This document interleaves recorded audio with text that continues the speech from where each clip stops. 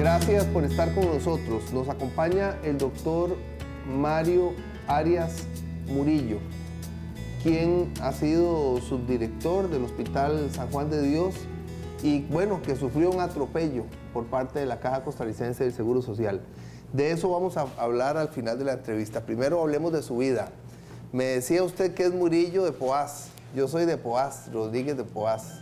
De los Murillo que se fueron de Poás a Tilarán. A Tilarán, correcto. Sí.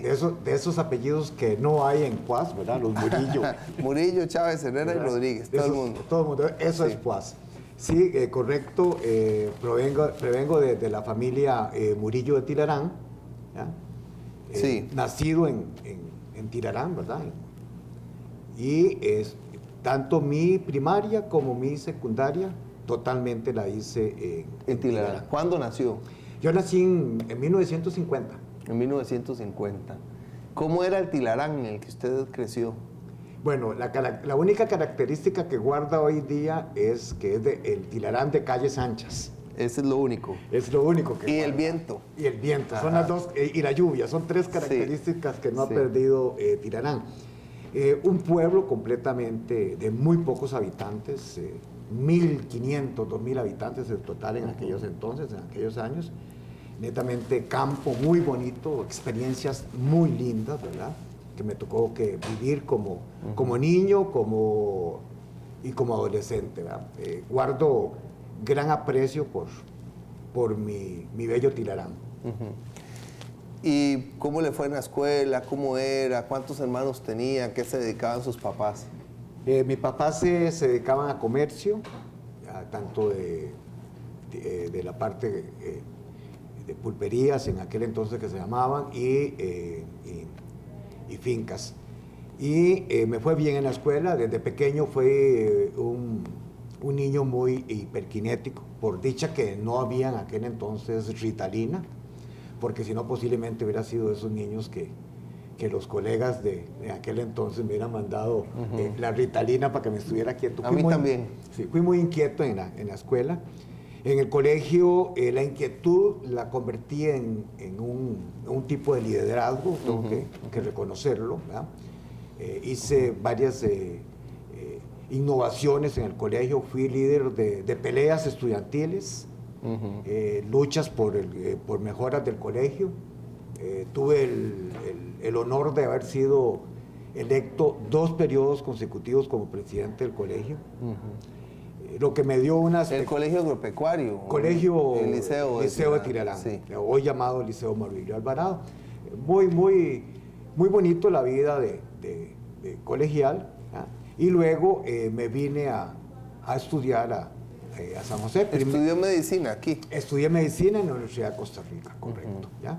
El primer año trabajaba y estudiaba. Trabajaba en lo que era en aquel entonces y sigue siendo hoy en día Dinadeco. Por lo mismo, porque me gustaba mucho la función. El desarrollo comunal.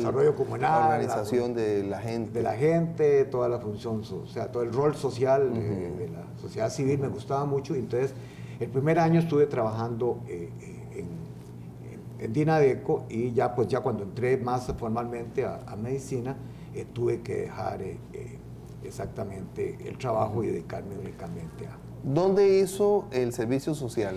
Servicio social lo hice en Nicoya y 27 de abril.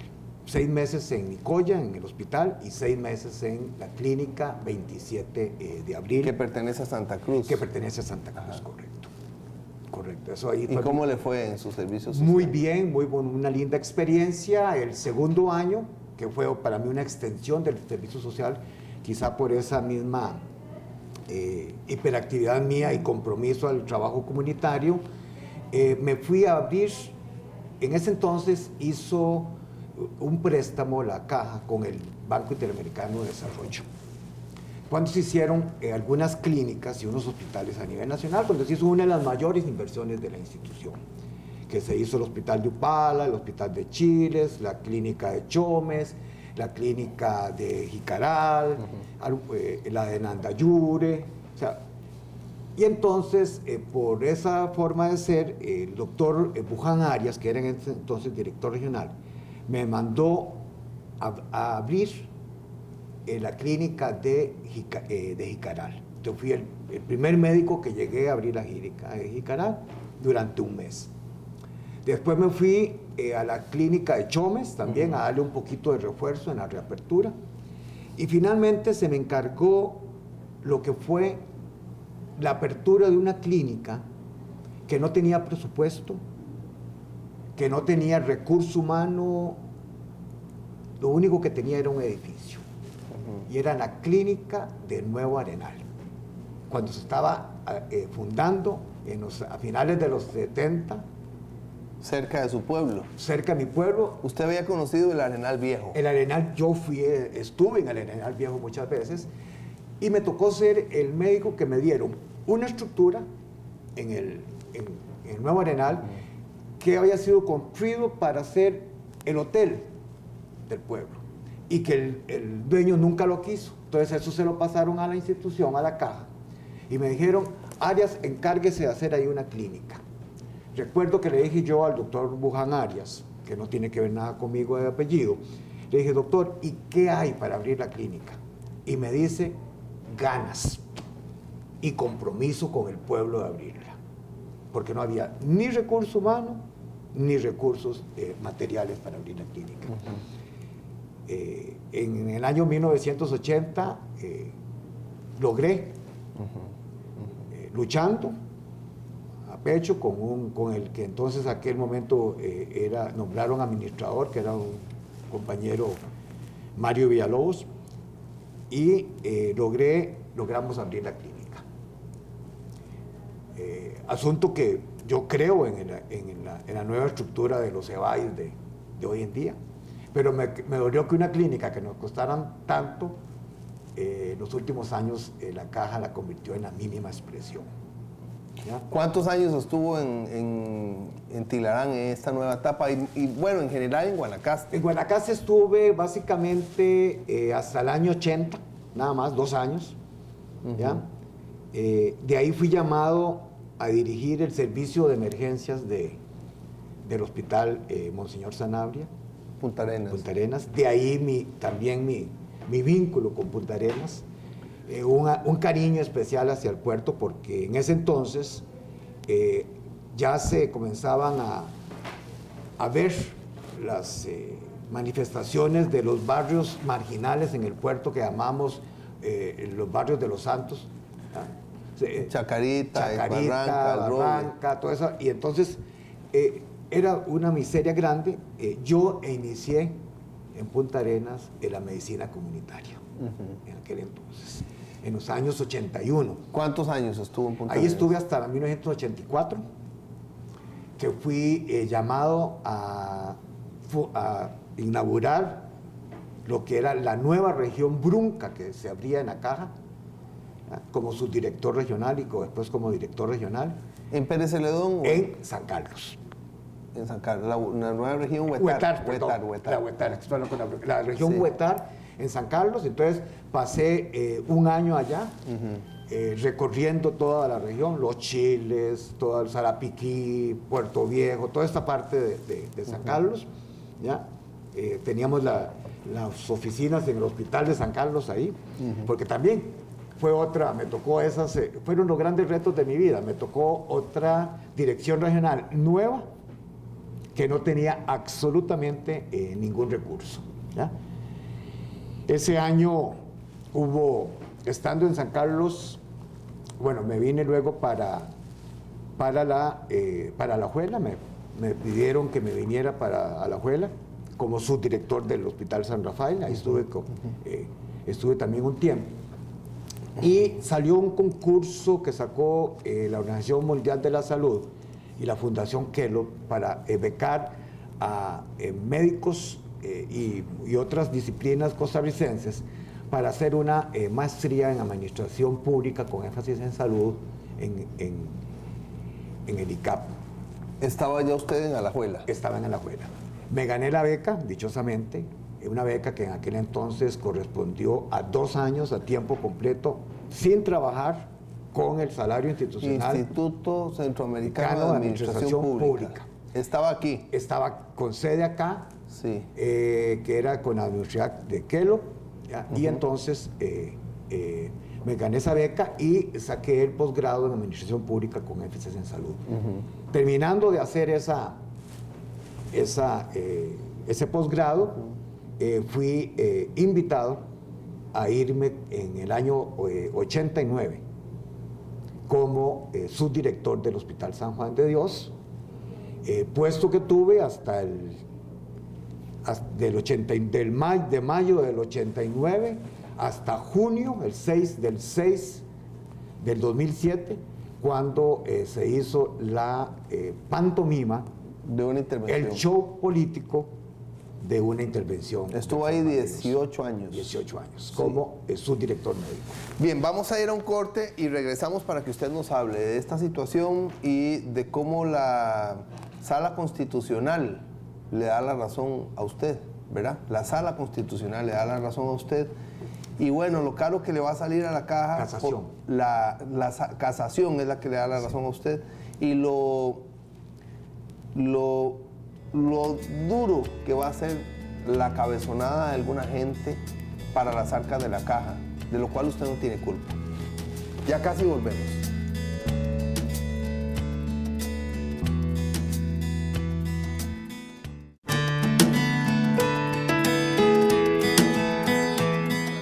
Acompaña al periodista Camilo Rodríguez en el análisis de la vida, el trabajo, la misión y la obra de los médicos en el programa de la Unión Médica Nacional, los jueves a las 10 de la noche, con repetición los viernes a las 6 de la mañana y a las 2 de la tarde. Solo por Expert TV, Canal 33.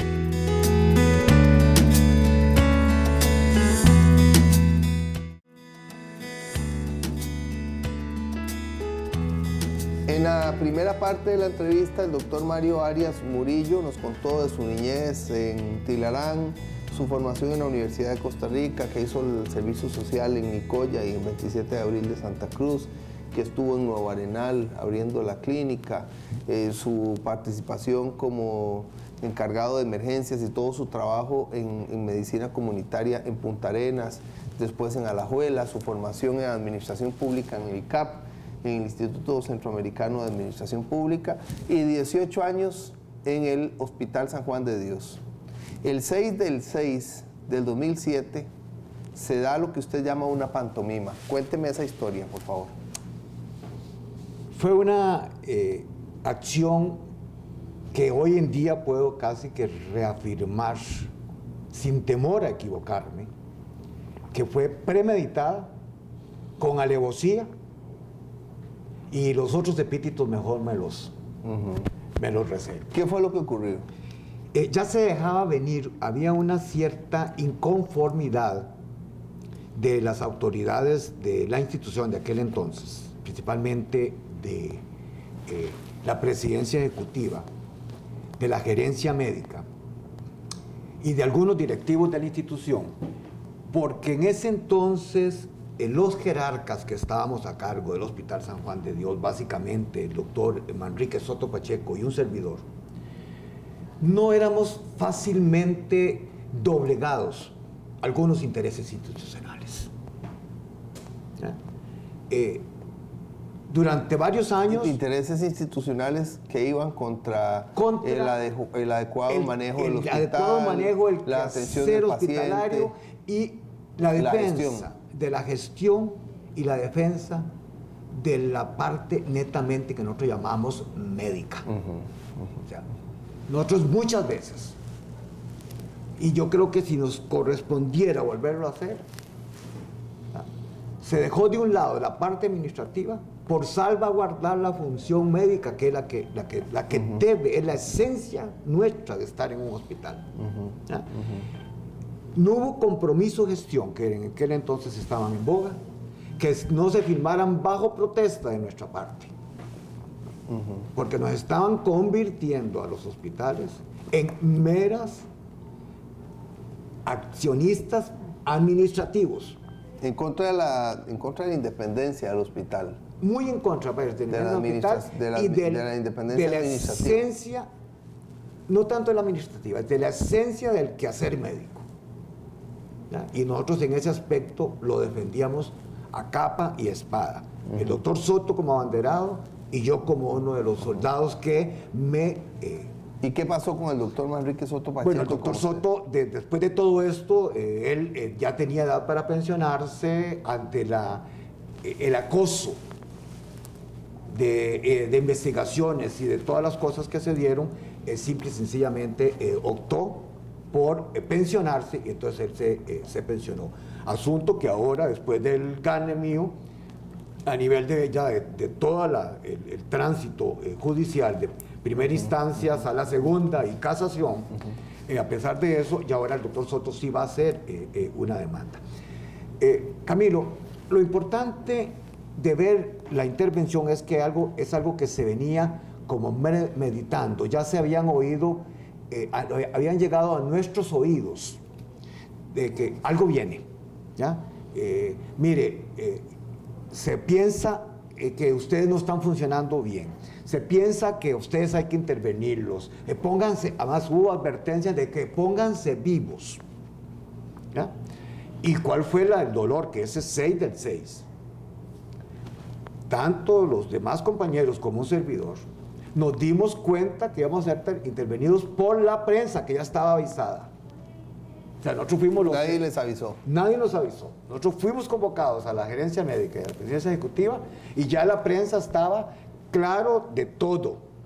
Y a mí, por lo menos en lo personal, tengo que decirlo así, a mí me avisó un amigo de la prensa, y yo pude llamar a mi familia, a mis padres, octogenarios, y decirles, señores, no se asuste lo que va a salir en la prensa, aún sin yo estar enterado oficialmente de qué era, pero yo tuve que decirles, ni se asusten ustedes de lo que va a salir en la prensa, porque me van a acusar no sé de qué. ¿Usted siente que hubo un atropello contra usted? Un atropello total.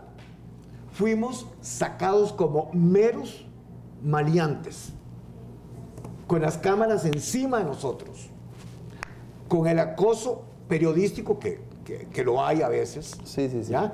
Y entonces de la forma más horrible, de las oficinas de la gerencia, cuando llegamos a nuestras oficinas al hospital, nos estaban esperando funcionarios con abogados, ¿ya? Para ver y pedirnos todas nuestras pertenencias y ver lo que íbamos a sacar y revisarnos todo. O sea, recuerdo que yo con lo que salí, que hasta lo perdí, fueron con 3 folders donde nada más cogí mis títulos, ¿ya? Y lo demás, todas mis pertenencias que había acumulado durante 18 años, ¿ya? Ahí se quedaron. Entregué todo y así fui sacado como un maleante. ¿Qué vino después? La intervención, en primer lugar, fue injustificada, fue ilógica, no apegada al derecho, porque completamente ¿ya? Hicieron ese escarmiento público, ¿ya? de nosotros los funcionarios, fuimos los últimos en haberlo comunicado. Una violación fragante, pero así típica, de la normativa administrativa. Pareciera como que carecen de abogados, o los abogados que tiene la institución trabajan bajo otra constitución, no la nacional, ¿ya? Porque que yo sepa, lo poquito que sé yo de administración, cuando yo suspendo un funcionario, debo tipificar claramente por qué lo estoy suspendiendo, debo tipificarle la falta. Más si le hago una aprehensión de tipo donde le impido después llegar al hospital, donde le hago estos señores, la única tipificación que pusieron, y aquí tengo el de don Eduardo Dorian, donde dice él, el acuerdo se tomó tras conocer varios informes técnicos elaborados por diversas dependencias institucionales que señalan presuntas irregularidades administrativas. O sea, se nos suspendió por presunción. Se nos suspendió. Lo que pasa es que se pisoteó con el honor de ustedes, se clavó ahí una Por duda. eso yo lo califico de un show político mediático, porque ellos actuaron bajo presunción. Tan es así que les pasó 6 meses y no tenían nada con qué acusarnos. O sea, porque nos suspendieron por 4 meses. Y también a otra violación de la ley. No se puede suspender y suspender y suspender a un funcionario porque usted tiene la ley, usted tiene que suspender inmediatamente, actuar. Bueno, también, y no voy aquí a dar fundamentos legales porque de eso se lo dejo a los que no. Y volvieron a suspendernos 4 meses. Y como no tenían, volvieron a suspendernos otros 4 meses para sumar 12 meses. ¿Ah? Y al final corrieron. ¿Ah? A mí me hicieron 10 debidos procesos administrativos irónicos y algunos hirientes. ¿Ah? Porque si algo puedo yo decir y llenarme la boca, es que en el San Juan de Dios a mí se me conocía como el médico que andaba en los servicios, que visitaba el servicio de emergencias, que pasaba visita con los colegas, que me metía a sala de operaciones, y que yo entraba a las 7 de la mañana, eran las 5 o 6 de la tarde, todavía andaba en el hospital. Y algo que me dolió muchísimo, y estoy muy dolido porque eso se llama ser uno, no sé qué calificativo darle, Camilo. Una de las investigaciones que se me hizo fue porque yo utilicé dinero no presupuestado para atender los pacientes que habían quedado sin atención médica porque se había quemado el servicio de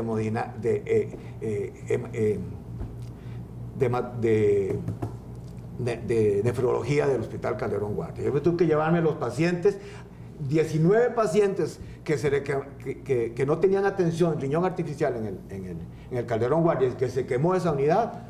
Yo acepté, junto con los nefrólogos del San Juan de Dios, llevarme esos 18 pacientes. Era un asunto humanitario. Humanitario y evitándole una demanda multimillonaria a la institución. Y entonces gastamos durante un año tener esos pacientes, y entonces extendí el servicio gracias a los médicos nefrólogos desde las 4 de la tarde hasta las 7 de la noche, pagándoles extras y viendo esos 19 pacientes para que no se fueran a morir, para que no fueran a mandar la caja.